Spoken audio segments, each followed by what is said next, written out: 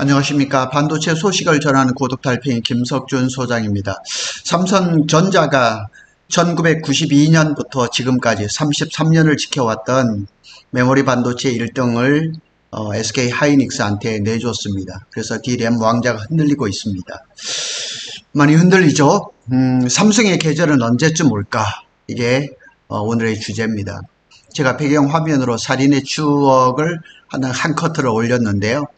1992년이죠. 봉준호 감독의 이 영화 저도 참 흥미롭게 봤었습니다. 92년 이후에 한 번도 1등을 내주지 않았던 삼성전자가 SK 하이닉스한테 2분기 연속 1등 자리를 내줬습니다. 그리고 결정적인 것은 HBM 때문이죠. HBM 때문에 SK 하이닉스인데 추월을 한 겁니다. 그래서 지금은 뭐 일반적인 D램을 가지고는 안 되고요. 가장 핵심적인 발열 관리라든가 전력 효율, 적층 기술 뭐 이런 것들이 다 어우러져야 되죠.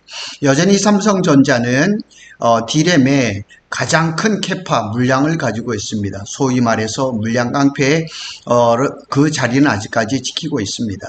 그래서 AI 시대의 심장이라 불리는 HBM 시장에서 자리를 내주니까 결국은 메모리 반도체 전체에서 1등을 내주게 된 거죠. 그리고 앞으로 전망도 그렇게 밝지만은 않습니다. 과연 삼성의 메모리 반도체 계절은 언제 다시 돌아올까? 이런 주제로 한번 몇 가지 주제를 가지고 한번 살펴보도록 하겠습니다. SK 하이닉스와 삼성의 D램 시장 판도 변화가 있습니다. 그걸 한번 살펴보겠습니다. 2분기 글로벌 D램 시장 점유율입니다. HBM은 D램입니다. D램을 18단, 12단, 16단, 20단 쌓아가지고 이제 HBM을 만드는 겁니다. 그래서 2분기에 보면 SK 하이닉스가 122억 2,600만 달러, 약 17조 원의 D램 매출을 올렸습니다. 점유율은 39.5%. 그래서 SK 하이닉스가 1분기, 2분기 연속, 그러니까 올해 상반기에 D램 1등을 했습니다. 삼성전자는 103억 달러로서 약 14조 3천억, 33.3%의 점유율로 해서 1992년 이후에 33년 만에 1위 자리를 내줬습니다. 격차는 6.2%입니다. 1분기에 2.5에서 2분기에 6.2%로 더 확대가 됐습니다. 이거는 아마 올해 하반기에도 계속 이어질 걸로 보입니다.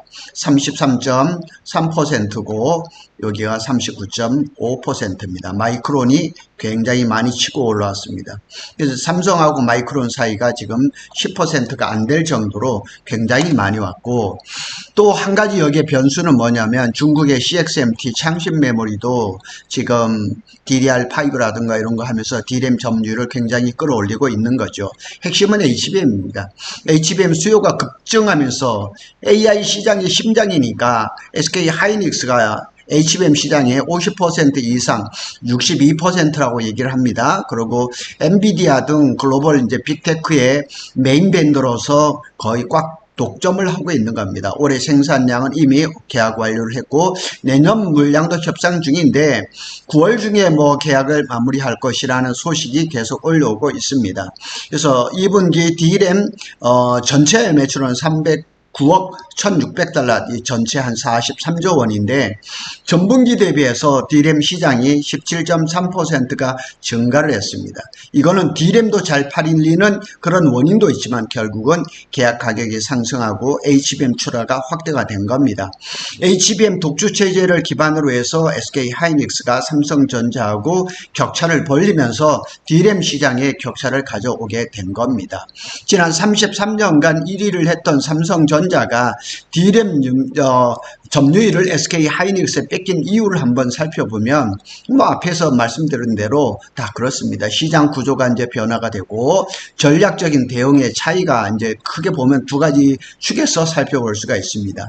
시장이 변화를 했죠. 시장이 변화하는 것을 따라가지 못한다면 이 반도체뿐만 아니라 모든 업종에서 다 그럽니다. AI가 확산이 되면서 HBM 중심의 패러다임이 바뀐 거죠. 그래서 삼성은 범용 D램이라든가 뭐 PC라든가 모바일이라는 이런 비중이 절대적이었죠. 그러나 지금은 이 D램 시장이 엔비디아 등 GPU 등 AI 가속기의 수요 급증으로 해서 HBM 비중이 급격하게 늘어납니다. 자, 일반 300mm 웨이퍼를 가지고 D램을 만드는 거하고 HBM을 만드는 거하고 차이가 있습니다. HBM을 만드는 이 웨이퍼는 일반 D램보다 한 3배 정도가 많이 들어가죠. 근데 그만큼 또 비쌉니다. 3배 정도가 비싼 게 아니라 5배에서 한 7, 8배 정도 비싸니까 이 패러다임이 바뀐 것을 삼성이 적절하게 따라가지를 못한 거죠. 지금 한 3년 이상 지금 힘들게 하고 있죠. 고부가 메모리의 중요성이 부과된 거죠. 단순히 출하량으로 봐서는 아직까지도 삼성을 따라갈 수가 없습니다. 고대역폭 고성능 메모리가 수익을 결정하는 거죠. HBM이 단가와 마진 모두 훨씬 높아서 게임 그 체인지 역할을 하는데 아마 대략 거슬러 본다면 2019년쯤 됐는데 삼성전자는 이거 지금 만들기도 어려운 HBM에 집중하느니 D램에 그냥 올인하자 해서 2019년에 HBM에 그 연구팀을 해체를 해버렸죠. SK 하이닉스는 그 당시에 이 재정적으로 어려움이 많았음에도 불구하고 연구팀을 계속 유지시키면서 지금의 이 역할을 했던 거죠. HBM 기술의 리더십은 SK 하이닉스가 가져가고 있습니다. 대단합니다. TSV 적층 기술, 그러니까 이 손톱만한 그 HBM 하나를 가지고 거기다 1024개 HBM4에 가면 곱하기 2048개 구멍을 뚫는 거죠. 그 구멍 뚫는 게 그렇게 쉽지가 않은 거죠. 구멍이 막히거나 뭐 이러면서 분량이 나오죠. 또 발열이라든가 전력 효율 등이 굉장히 중요합니다. 그래서 엔비디아의 H200, H200, 지금은 B200, GB200, GB300이 지금 나올 예정입니다. 차세대의 B200 GPU에 독점적으로 공급을 하고 있죠. 그래서 HBM3, HBM3E 8단, 12단 시장에 50% 이상, 지금 HBM3E 12단 같은 경우는 거의 아마 한 8, 90% 정도 될 겁니다. 마이크론이 소량 들어가고 삼성은 HBM3E를 아직까지 콜 통과를 못하고 있죠. 그래서 선제적 투자와 고객 맞춤, 이 고객 맞춤, 커스터마이징이 너무너무 중요한 시대가 됐던 거죠. 저도 부동산을 하지만 고객의 그 간지러운 부분을 긁어주지 못한다 그러면 저도 살아날 가능성이 별로 없는 거죠. 그래서 HBM 전용 생산 라인을 조기에 구축을 하고 엔비디아라든가 AMD를 주고 고객과 밀접하게 협력하면서 고객이 필요한 사양을 조기에 반영을 한 거죠. 오늘 또 신문에 보니까 챗 GPT를 만든 오픈 AI가 에이직, 그러니까 주문형 반도체를 만드는 브로드컴하고 100억 달러의 계약을 했다고 합니다. 엄청난 겁니다. 그래서 벌써 SK 하이닉스는 우리 하반기에 브로드컴에 HBM을 납품하기로 상반기에 결정을 했고 삼성도 테스트를 하고 있는 걸로 알고 있습니다. 자, 이 내용은 벌써 이미 나온 거니까 건너가고요. 삼성전자의 한계가 그냥 아주 극명하게 드러난 거죠. 삼성전자의 한계는 뭐 뻔합니다. HBM 품질하고 신뢰성 문제. 이게 퀄 테스트가 뭐 품질 테스트라고 말할 수도 있지만은 뭐 신뢰성 테스트라고 말할 수가 있는 거죠. 그래서 작년이 아니고 벌써 재작년입니다. 그래서 재작년부터 엔비디아의 퀄 테스트를 HBM3E를 하고 있었는데 번번이 실패를 했던 거죠. 주요한 원인은 발열과 전력 효율. 그러니까 이게 뭐 8단, 12단, 16단을 쌓다 보니까 이게 적층이 높아지면 높아질수록 발열이 심한 거죠. 그런데 전열기기, 전기기구의 전자기기에서 발열은 쥐약입니다. 따라잡기 시국 대응으로서는 시장을 선점할 수가 없습니다. 그래서 최근에는 삼성전자가 늦더라도 제대로 만들자 이런 얘기를 하면서 성과를 내려고 하고 있죠. 포트폴리오를 잘못 짠 거죠. 범용 D램이라든가 낸더 파운드리 로직 반도체 다방면으로 투자를 하는데 지금은 집중력이 떨어진 거죠. SK 하이닉스는 지금 올인한 거죠. HBM에. 여기에 조금 차이가 있는 거죠. 그래서 삼성전자는 기존의 강점인 범용 D램이라든가 모바일 D램이라든가 이런 데에 집중을 했던 거죠. 근데 모바일 D램에도 여기 메모리에서도 잘 못해요. 왜냐하면 갤럭시 S25에 들어간 저전력 반도체 LPDDR5X 1차 밴드가 마이크론이고 삼성이 2차입니다. 지금은 마이크론이 40, 그 다음에 삼성이 60인데 갤럭시 S26에는 LPDDR5X가 마이크론이 60, 삼성이 40이 될 가능성이 있다고 합니다. HBM 시장 급성장하면서 타이밍을 못 맞췄죠. 제가 여러 번 얘기를 했지만 타임 투 마켓입니다. TTM이라고 얘기를 하죠. 그걸 못 맞추면은 시장에서 도태할 수밖에 없는 거죠. 종합평가를 해볼까요? SK 하이닉스는 HBM에서 압도적인 기술과 고객 신뢰를 바탕으로 해서 점유율과 매출을 동반 상승시켰죠. 삼성전자는 범용 메모리의 중심의 전략을 고수를 하고 HBM 대응에 지연을 했죠. 그래서 HBM 특수를 지금 조금밖에 맛을 못 보는 거죠. 시장 판도가 범용 DRAM에서 HBM 중심으로 이동하고 있는데 SK 하이닉스는 이런 선점에 있고 삼성은 시기를 놓친 거죠. 그런데 이게 오늘 그냥 몇 달 내로 아니면 몇 분기 내로 이 삼성전자가 SK를 뒤집을 가능성이 보이지 않는다는 얘기죠. 그래서 향후 한 2, 3년을 전망해 본다면 26년까지 삼성이 SK 하이닉스를 뒤집을 가능성은 별로 없다. 이렇게 예측을 할 수가 있습니다. 왜 그러냐면 HBM 시장을 보면 알 수가 있어요. 이 HBM 시장이 내년까지는 HBM 붐이 단기 현상이 아니라 이게 구조적이에요. 수요는 점점 더 늘어나고 HBM은 25, 26, 27, 28 지속적으로 성장할 그런 전망이 계속 나오고 있습니다. 그래서 SK 하이닉스는 HBM3E, 3E를 주도하고 HBM4도 조기 개발을 했어요. 그래서 이 26년도에 엔비디아, AMD 등 주요 고객과의 협력도 구도가 굳건합니다.